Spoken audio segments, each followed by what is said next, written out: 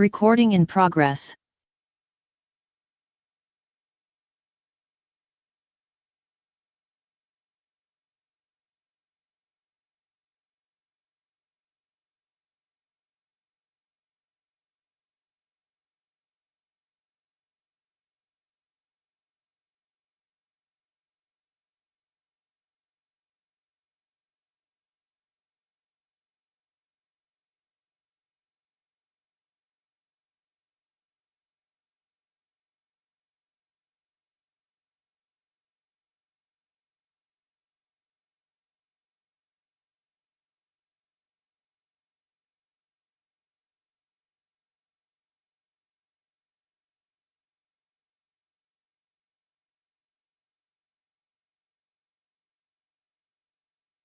Briefing for Thursday, December 5th. A reminder that there is an open burn ban in effect for Buncombe County until Saturday, December 7th at 9 a.m. There is to be no burning of yard waste, debris, or land clearing burns during this burn ban. It is never legal to burn anything other than naturally occurring vegetation. This is due to adverse conditions, including high fire danger, low humidity, and strong gusty winds. Also, a quick update on the FEMA Disaster Recovery Center at the Asheville Mall. Due to building issues, the FEMA Disaster Recovery Center at the mall will not open until 1 p.m. today. This is just for today, Thursday, December 5th. If you need in-person help with FEMA this morning, the Mobile Disaster Recovery Center at the Barnardsville Fire Department Station 15 is open today, Thursday from 8 a.m. to 6 p.m. We are sorry for the inconvenience. We hope that you'll access the Mobile Disaster Recovery Center and if you need help this morning. Today, we will hear from Avril Pender, County Manager, and we'll also hear from Ryan Cole, Deputy Director of Emergency Services. And now we'll hear from Avril. Good morning. Today, we want to start with an overview of assistance programs that are available for those recovering from Helene. This includes the Helene Recovery Housing Assistance Grant, the Private Property Debris Removal Program, and the USDA Emergency Watershed Protection Program. First, the Helene Recovery Assistance Grant. Applications for the Helene Recovery Assistance Grant are now open. This grant aims to help residents who continue to face financial impacts from the storm and are unable to make important payments. The Helene Recovery Housing Assistance Grant provides up to 3 months of support for rent, mortgage payments, or utility bills. To be eligible, you must have lived in Buncombe County prior to September 26, 2024. Your finances must have been negatively impacted by Hurricane Helene, and your income must be within 80% of the area median income. For example, this is $74,800 per year for a family of 4. The grant can pay 3 months of overdue or upcoming rent, mortgage payments, and utilities such as electricity, gas, water, and sewer. The grant doesn't cover things like debris removal, energy costs such as fuel oil, internet, property taxes, credit card bills, insurance, or lost food from the storm. Other programs like FEMA Disaster Assistance may help with those expenses. Applications will close on December 18th at 5 p.m.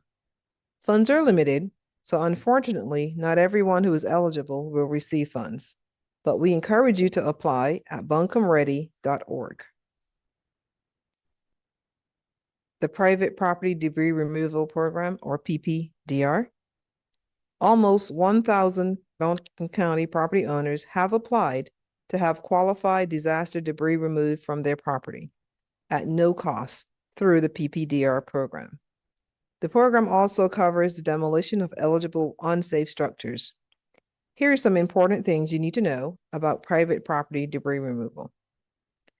PPDR is different from debris collection on public right-of-ways.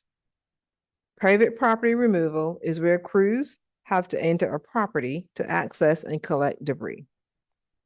We have been and will continue to collect debris at public right-of-ways. If you're able to bring your debris to the public right-of-ways, you do not have to apply for private property debris removal. To apply for PPDR, you can visit one of our PPDR removal application centers located at the Asheville Mall, which again opens at 1 p.m. today, Barnesville Fire Department, Swananoa Fire on Beachy Road, and Fairview Library. Applications can also be submitted online at buncombeready.org. For questions, you can call the One Buncombe hotline at 828-250-6100 and select option 2. The USDA Emergency Watershed Protection Program. Buncombe County residents affected by Hurricane Helene may apply for the USDA Emergency Watershed Protection Program to address damage, threatening structures, roads, bridges, and other infrastructure.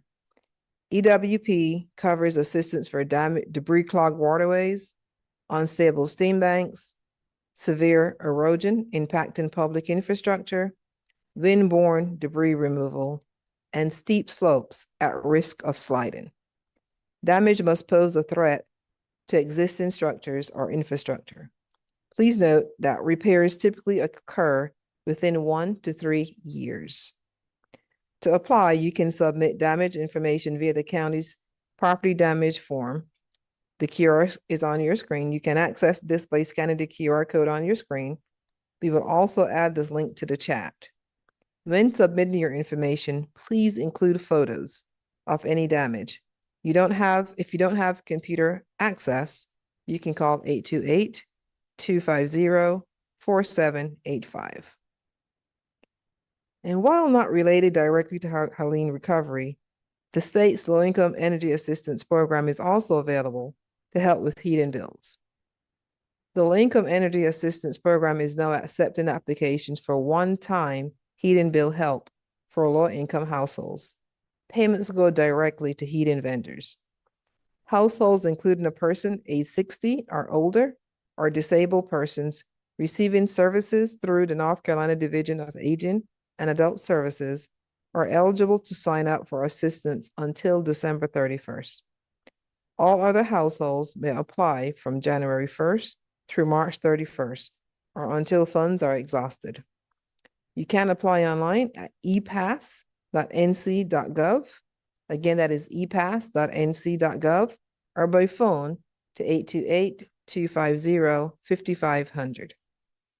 You can also apply in person by going to 40 Cox Avenue, the Health and Human Services Building, on Monday through Friday from 8 a.m. to 5 p.m. And now moving to an update on solid waste. Wastepro will be running their normal routes. Today, Wastepro will be in the Fairview area for regular pickups along with cart removal and replacement.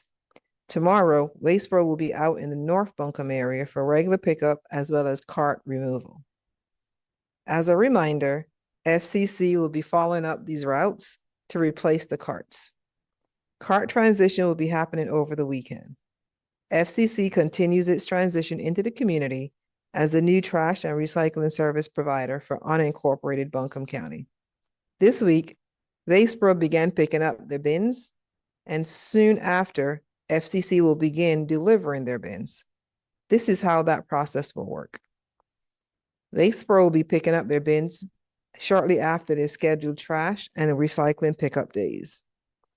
Within several hours or few days later, FCC will deliver new bins to your home. These bins will match the bins you currently have. If you purchase a beer cart from Wastepro, you will keep that cart and an FCC sticker will be placed on it.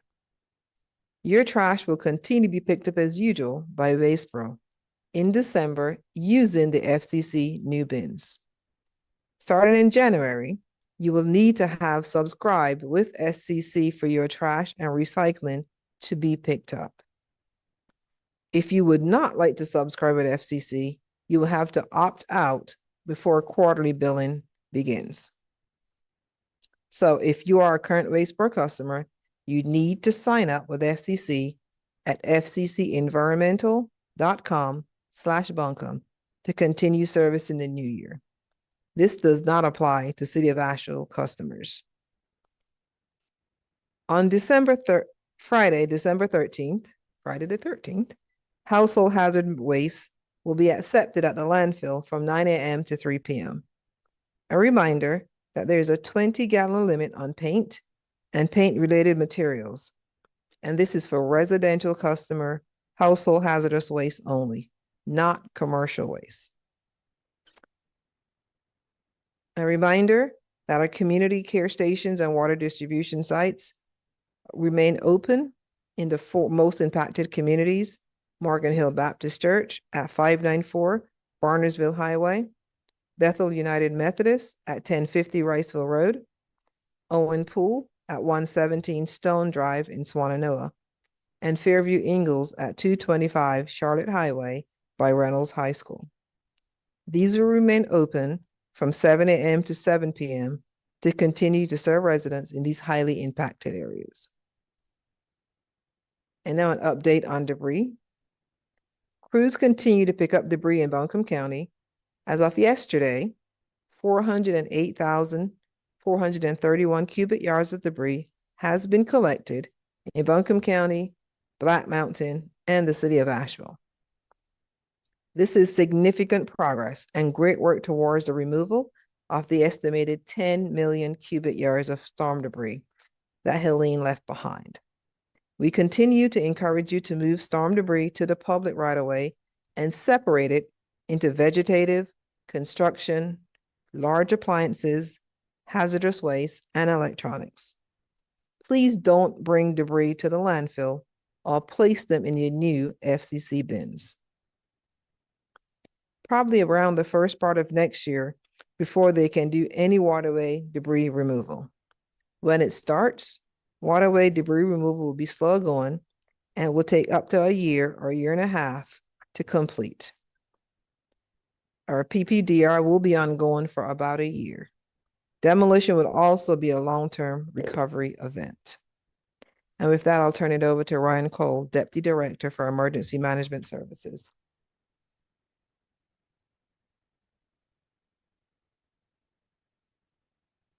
Good afternoon. We're hearing questions and concerns about the presence of tents after the storm. Directly after the storm, we did have a lot of people utilizing lightweight tents, and that's one of the things that we did a canvassing effort for.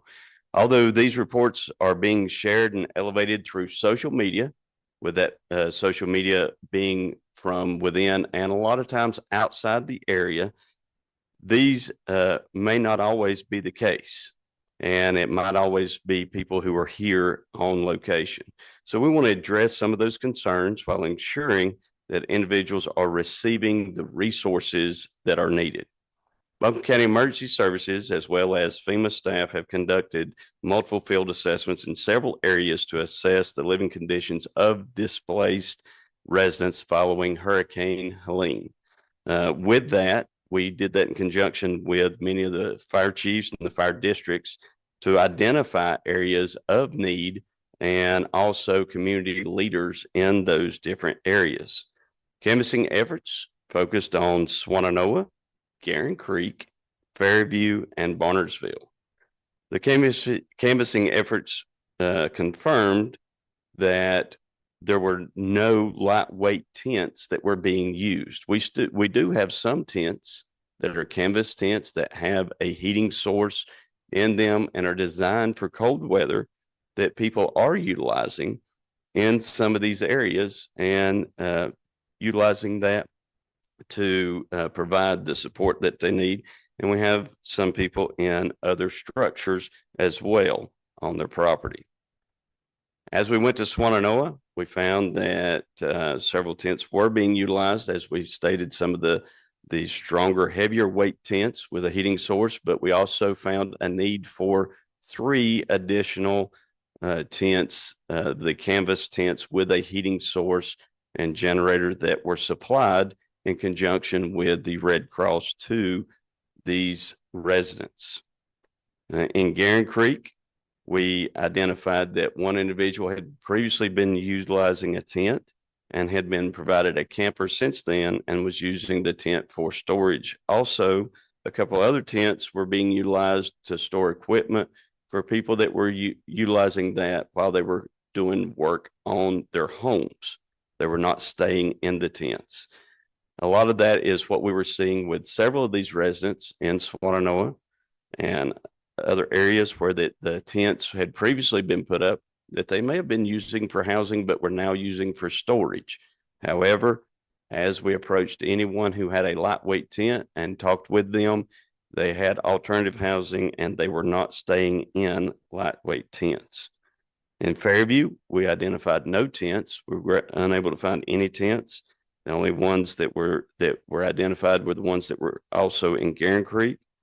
And in Barnersville, some residents were found with those tents, the heavyweight tents that did have a heating source. We worked with the Barnesville Community Center and confirmed that all of the residents that were needing heated tents had already been assisted.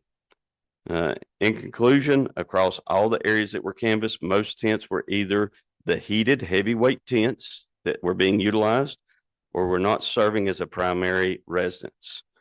We will continue to support our community and conduct canvassing regularly to address the concerns. And we want to remind the community that resources are available. Please continue to connect your neighbors to resources, including the FEMA Disaster Assistance and Red Cross. This is the most important thing that they can do to connect to those resources. As Ms. Pender just went through some of the different resources that's available through FEMA, there's multiple areas out there where these people can get temporary housing, they can get rental assistance. There's a lot of resources that we can do for these people to where they can remove some of those barriers for housing for them. The one thing that's important to understand is even though we may see many things that goes across social media, that does not mean that it's factual, it's accurate, or it's true. If you do see something that you see someone who might be in a lightweight tent, please call our hotline number that Stacy will provide in just a moment and make sure that we are aware of that so that we can address those concerns in those areas and provide them with the resources that they need or connect them with the resources that will benefit them the most. Thank you.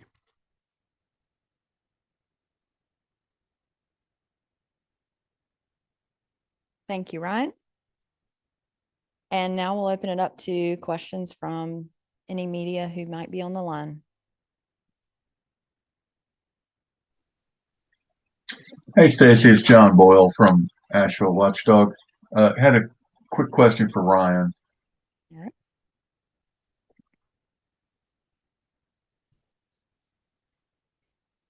Hey, John, how you doing? I'm good. How are you, Ryan? Wonderful. Good. I just want, you're pretty clear on this tent situation.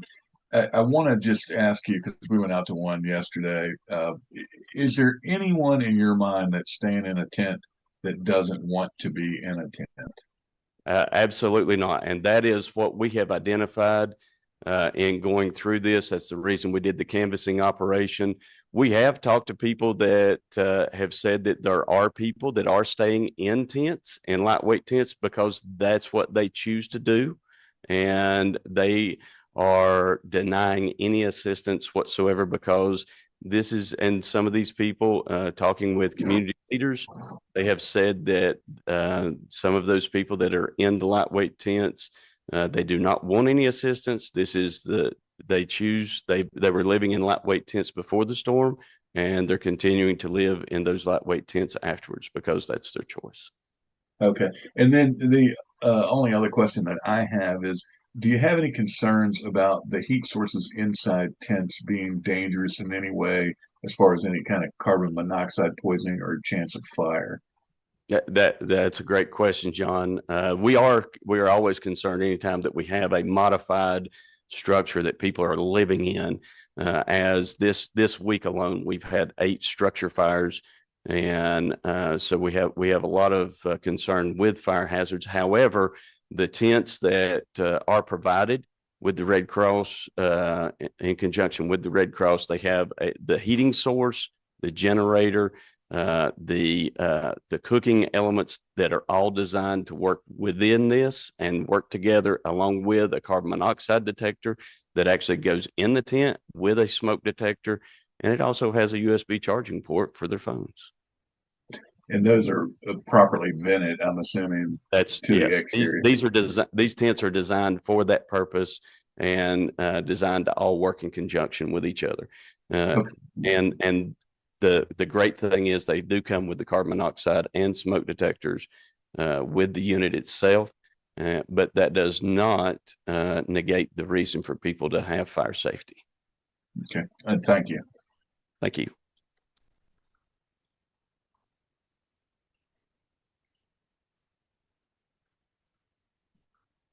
Any additional questions? Angelica, is there anything in the chat? No?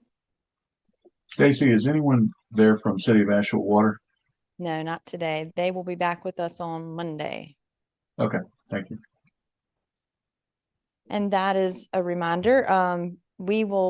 Our briefing schedule is now Monday, Wednesday, and Thursday. So our next briefing will be on Monday, December 9th. If there are no additional questions, I'll just leave you with a reminder of the call center number. The One Buncombe Call Center can be reached at 828-250-6100. Thanks for watching, and we'll see you on Monday.